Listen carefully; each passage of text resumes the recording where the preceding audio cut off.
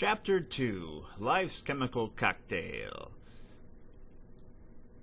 Chemistry is a prerequisite for Biology 1440, so I will not cover this topic in lecture. You are responsible for the material and should learn it on your own by watching this video, reading your book, taking notes as you go, and studying the material just as you would any other topic in a course. A quick overview of this chapter. Well, first of all, we'll talk about atoms and matter, what we're made of and why, the periodic table, and bonds between various chemicals. This is a very important topic in our course. Okay, basic chemistry. In chemistry, we have elements, and elements form compounds. In this example, we have two elements, sodium and chlorine. When they come together, they form sodium chloride, a compound. That compound could be broken down back to chlorine and sodium again. However, sodium and chlorine themselves cannot be broken down into any other chemical substance.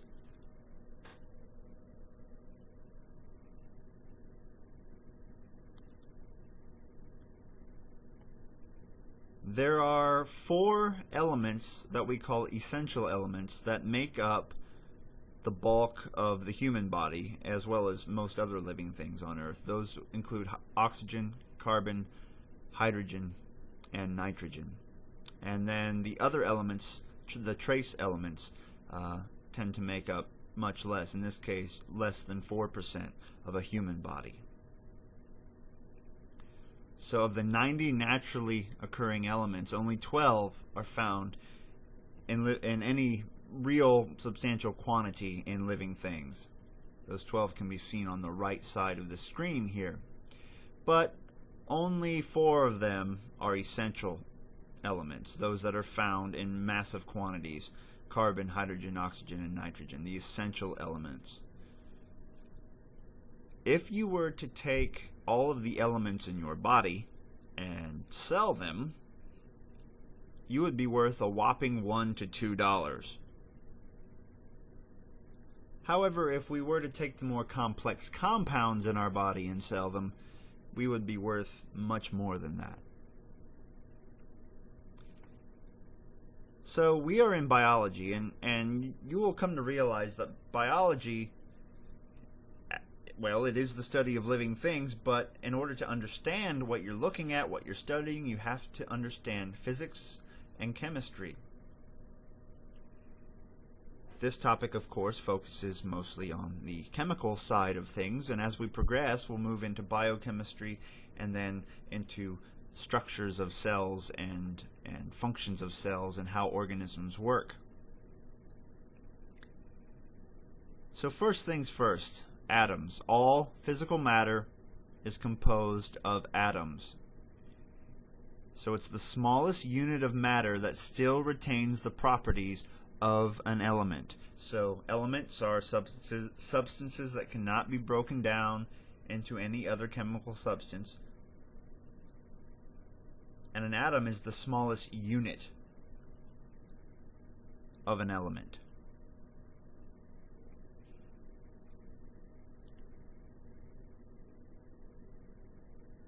So you can think of it as a big piece of rock made up of smaller pieces of rock. They're all rocks. They're all elements, okay? And a little pebble is still the same as the big boulder. They have the same properties. So an atom is the smallest part of an element. Now, the parts of an element, or I should say the parts of an atom, and you probably are familiar with this already, include a nucleus and an outer shell of, well, an outer whirl of electrons, as we can see here. So protons are in the nucleus. They have a positive charge. They have a positive charge on them, whereas neutrons, which are also part of the nucleus, have no charge. And then outside the nucleus will have one or more orbitals of electrons. As we can see here, we have electrons with a negative charge shown almost like planets orbiting the sun in a orbital here. That's not really how it works, but it's a nice way to draw it. This is a more realistic way to draw it. A big cloud of electrons. These two electrons could be anywhere in this cloud at any point, but it starts to get hard to think about if you always think about it as a big orb of electron clouds around the outside of a nucleus. Okay. Anyway, so when we look at the periodic table, we can figure out a lot of things about the elements we're looking at. So the periodic table of elements gives us the symbol for the element. It gives us the atomic number and the mass number. So let's just use helium as an example. We can see that helium has an atomic number of 2. That means it has 2 protons in its nucleus, 2 positive charges. That usually will also mean that that atom will have 2 electrons orbiting the nucleus. So there will be 2 positive charges within and 2 negative charges outside the nucleus. Then if we look at the mass number, the atomic mass, we can use this number here to calculate how many protons are in the nucleus. We take the mass number and then subtract the atomic number. So this would have 2 protons in its nucleus. So in this case, 2 protons and 2 neutrons. And of course, you can use the mass number to calculate molarity and a number of other things, as you probably know from chemistry. So atomic number, this is the number of protons, which is how we define an atom. We define what an atom is based on its number of protons. The number of protons is usually equal to the number of electrons, and the atomic mass, or the mass number, as our periodic table says, is the sum of the masses of the protons and the neutrons. And the unit of measurement there, like in this case of oxygen, 15.99, that is a measurement called Daltons, because grams are far too huge to measure an atom, so Daltons are a unit of measurement that measure something this tiny. So when you determine the number of protons in an atom, make sure you round. So in this case we have, or I should say neutrons, make sure you round. So in this case we have 8 protons and we have an atomic mass of 15.99. So if we do the math, we find out we have approximately 8 neutrons in a atom of oxygen. Now electrons, which are outside the nucleus, have a very small, very low weight, so they don't really enter into the mass number. They weigh approximately 18, well, you can see it there, 1 out of 1840 Daltons there. Now they are located in orbitals around the nucleus, as far as we can tell, around 90% of the time. When they're not around the nucleus, they're jumping around other places, perhaps across the universe and back again. Now, as I stated earlier, they tend to be found they're found outside the nucleus in a variety of orbitals. I'm not going to go into all these different types of orbitals. You may remember them from chemistry. Now, if the number of electrons does not equal the number of protons, so if you recall, protons are positive, electrons are negative, and therefore they cancel each other out. You have 1 plus around the nucleus, or in the nucleus you have a negative outside. That's a plus and a minus. They cancel each other out. If, however, your electrons do not equal the number of protons, then we call the atom an ion, meaning a charged atom, an atom with a charge. So there are cations, which have a positive charge, meaning they have fewer electrons than they do protons, Or we could have anions, which have more electrons than protons, a negative charge.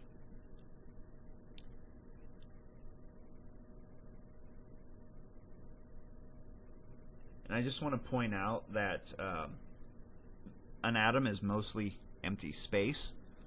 So if you had a nucleus that was the size of a golf ball, the first orbital where you'd find electrons would be a kilometer away.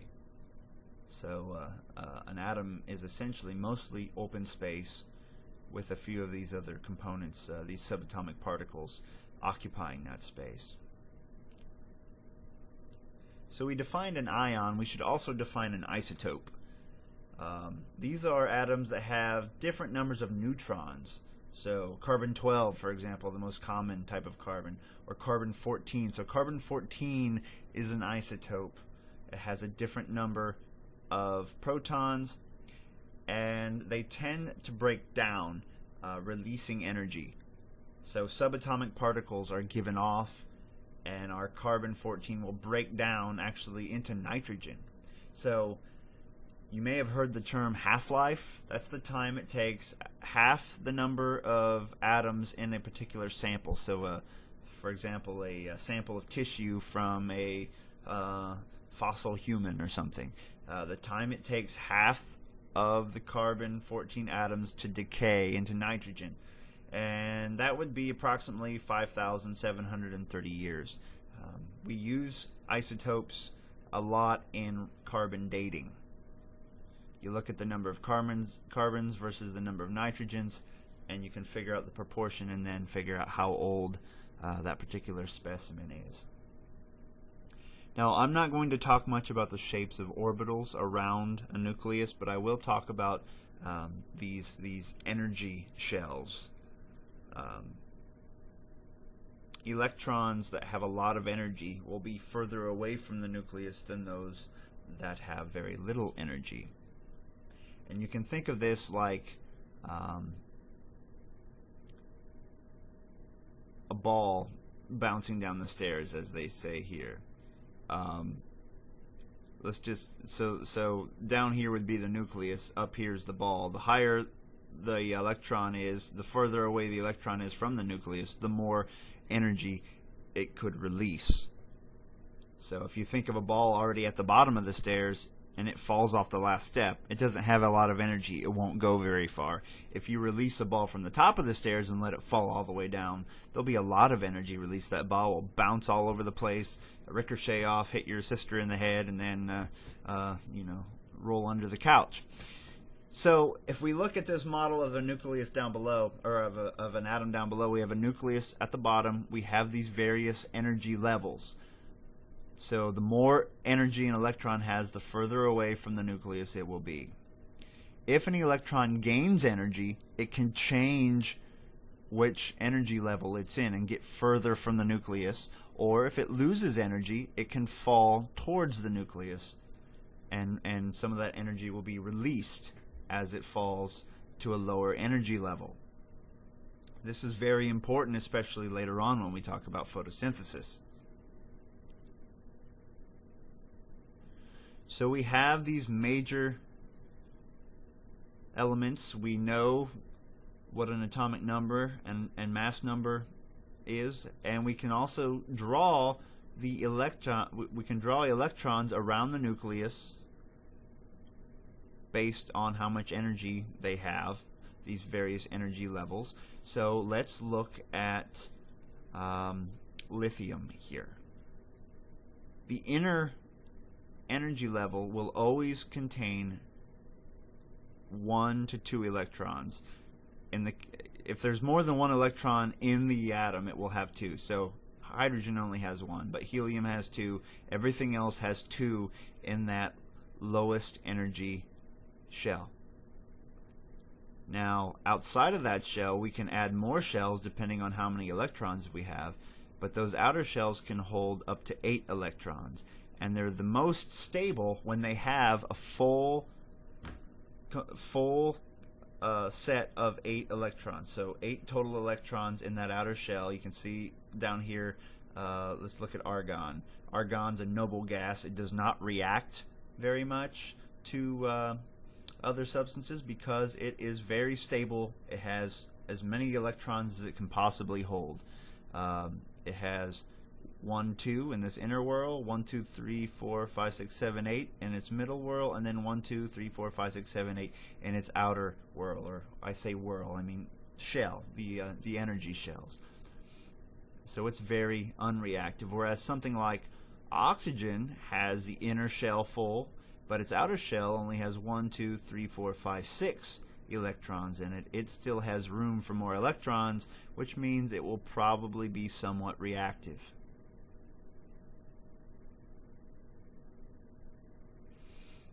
Because of this concept that the outer energy shell in most atoms can hold 8 electrons, because of that concept we can explain bonding, covalent bonding between various molecules, between various atoms. So here we see 2 atoms of hydrogen. Each one has 1 electron in its outer shell, and they can hold up to 2 electrons in the outer shell here. So these 2 molecules end up sharing an electron. Okay, so hydrogen has 1 electron in that outer shell. There's 2 of those hydrogen atoms, and they share those electrons, which essentially makes both of them very happy, if you will. They both kind of have 2 electrons then because they're sharing one with their neighbor. So now we're going to take various components and stick them together, making chemical bonds. And we're going to form molecules this way. And a molecule is defined as a group of atoms held together through chemical bonds in a stable way.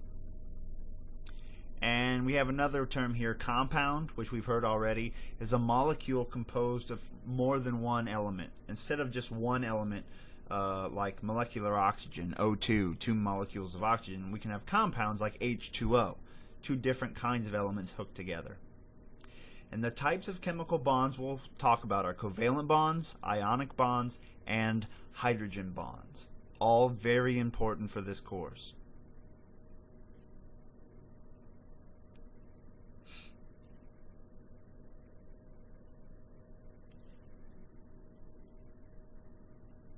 We can draw compounds in a number of ways, as shown in this diagram here. We have the name and molecular formula. Let's just look at H2, molecular hydrogen. So H2, hydrogen.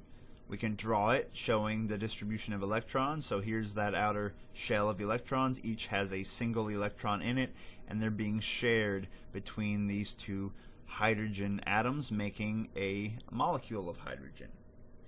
It can also be drawn this way. Either a dot between, showing which represents these 2 electrons, or a single dash, which represents a sharing of a single pair of electrons. And then there's a 3-dimensional space-filling model. So there's a number of ways to draw these molecules, showing the number of electrons that are shared.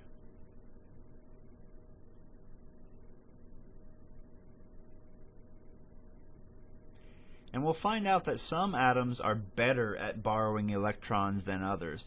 And if a atom is really good at borrowing an electron, more so than another molecule, or more so than another atom in that molecule, we say it has a high electronegativity. For example, as we'll learn later, oxygen is a lot better at borrowing an electron from hydrogen than it is at sharing an electron with hydrogen, so it has that electron more often, which makes it more negative more of the time. So this end of the water molecule here is more negative because these electrons hang out with oxygen a lot more than they hang out with hydrogen, and we call that electronegativity.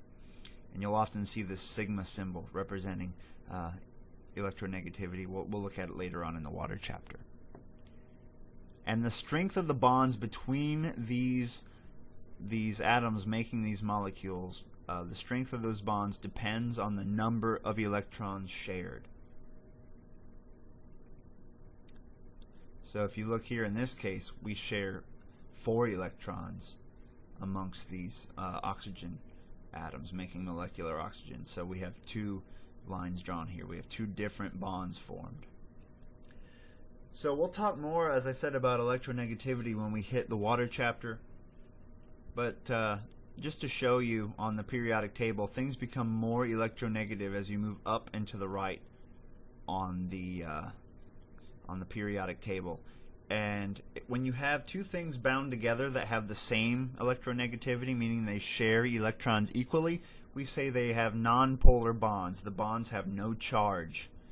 But polar covalent bonds form when you have unequal sharing of electrons, which causes partial positive and negative charges on a molecule. So on this table we can see oxygen has a high electronegativity, hydrogen has a low electronegativity. And one thing I want you to remember, if you look here, carbon and hydrogen have fairly similar electronegativities. This tiny difference doesn't amount to much, 2.5 and 2.1. It's very important when we talk about lipids and things later. So my cartoon here showing, well, it's not a cartoon, it's a photograph showing the difference between polar covalent and nonpolar covalent bonds. Polar covalent bonds involves the unequal sharing of electrons, like two brothers fighting over a toy. The older brother gets to play with it more often than the younger brother. So because the negative electron spends more time on one side of that molecule than the other, one side has a more negative charge than the other. And when we have nonpolar covalent bonds, like the bonds between carbon and hydrogen, they share the electrons evenly and play nicely together, so they are nonpolar bonds. That negative charge spends equal time with each one, making a non-polar bond. When we look at water in the next chapter, we'll see the sigma symbol, negative on one end because electrons hang out with oxygen more than they hang out with hydrogen, which makes the hydrogen end a little bit more positive. And that will cause the oxygen and the hydrogen on neighboring molecules to be attracted to one another. Just like a magnet, a positive end and a negative end are attracted. Positive end and negative ends of water will be attracted to one another. We'll call that hydrogen bonds. It doesn't happen only in water, but water is a great example of hydrogen bonding. So we'll see water meeting up like this with the negative oxygen attracted to the positive hydrogen end of the molecules. So covalent bonds involve the sharing of electrons to make those outer whorls, those outer energy shells full, trying to get 2 to 8 electrons in those outer shells, depending on if the outer shell is the first one around the nucleus that can only hold 2, or any of the outer shells that can hold up to 8 electrons. And either they will as we saw earlier, they'll share electrons, perhaps unevenly, making a polar bond, or perhaps evenly, making a nonpolar covalent bond. Or in the case of ions, they might steal electrons. So this is electron thievery. So occasionally an atom will rip an electron from another, and that will of course change their charges. The one that has the electron stolen will then have a more positive charge because it's lost a negative electron, and the atom that has stolen the electron will become more negative. So we have ions, and we heard this term earlier. They have a charge, an anion and a cation for positive in this case. Anion negative, cation positive. An example of this, sodium chloride or table salt. So here's an example of how this would happen. We can see sodium has 2 electrons in its first shell, and then 8 in its middle shell, and only 1 in its outer shell. So in order to be stable, it needs to have an outer shell consisting of 8 electrons. Whereas chlorine only needs 1 more in that outer shell to be complete, so it rips off that electron from the sodium, sticks it in its own outer ring, making a positive sodium ion and a negative chloride ion, sodium chloride. But now look, this one's now positive, sodium is positive, chloride is negative, therefore they have opposite charges and they'll now stick to one another. They'll be attracted to one another because of those charges, just like a positive and negative end of a magnet. The other type of bonding, hydrogen bonding, I mentioned earlier when I showed you that water molecule. We'll talk more about water in the next chapter, but that is when you have hydrogen stuck to something that's more electronegative, such as the case of a hydrogen stuck to a oxygen. Oxygen, seen in this diagram, borrows electrons more frequently than hydrogen can.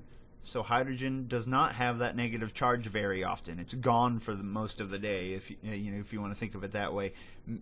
Because that negative charge is gone, it makes hydrogen more positive, and the oxygen molecule that borrows it more often is more negative. That means this side of the molecule where the hydrogen is positive. This end of a water molecule, you can see sigma, the negative sigma here, it's negative, so the negative and the positives are attracted together. So it's in a way similar to an ionic bond, except the charges are not because of stealing of electrons, it's because of unequal sharing of electrons. And we'll see this a lot of times often involving the binding of hydrogen and nitrogen together. And we'll see hydrogen bonds being most important in water, and we'll talk about that, as I said, very soon. In DNA, when it comes to base pairing of the nucleotides. And we'll also see it playing a very important role in protein formation.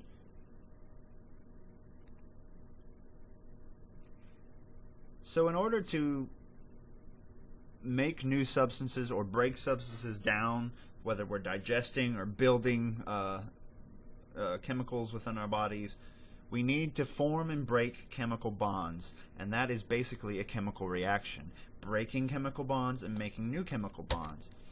So in a reaction, we will have reactants, the original molecules entering into the reaction, and then products, which are molecules resulting from the reaction.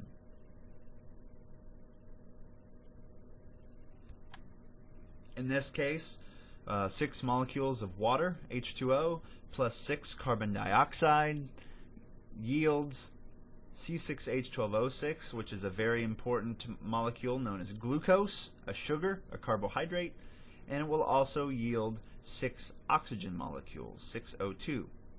So this formula represents, do you know what it represents? Can you tell me? Can you say it out loud? This represents photosynthesis. This is photosynthesis. Now, many reactions, in fact, pretty much all reactions, can in some way usually be reversed. So we can go from this to this, C6H12O6 plus O2. So you eat sugar, you breathe oxygen, and you use that to break things down to release energy, and you breathe out a little bit of CO2 in the process. So if we go backwards, it's aerobic respiration. It's how we get energy, and we'll talk about that in a future chapter as well. So we have photosynthesis, or we can reverse the reaction and have basically combustion or cellular respiration. Cellular respiration being a much more controlled way of releasing energy from this sugar than just lighting it on fire would be. Just another example here showing water molecules and oxygen coming together. You can see the bonds here in the oxygen molecule, the double bonds, single bonds between the hydrogen, and then we form water molecules. So what would happen if this oxygen got close to this hydrogen? Would they be attracted to one another? Yes or no? Why would they be attracted to one another? Can you answer that question? Because you may see a question like that on an exam. And we'll see in class that reactions generally will be affected by the temperature, because molecules are always in motion, and the warmer the chemicals are in a reaction, the more quickly they move, the more often they bang into one another, the more often they'll react with one another. The concentration of reactants and products, the more of them there are, the more they'll run into one another. Think of how often you run into somebody in the middle of the Ozark National Forest walking around, not very often, versus how many people you run into in New York City. The more dense the concentration of reactants is, they'll run into one another more, and they'll make more products. Of course, once there's a bunch of product made, the reaction will probably start to slow down, and some of it may even reverse and go back to reactant.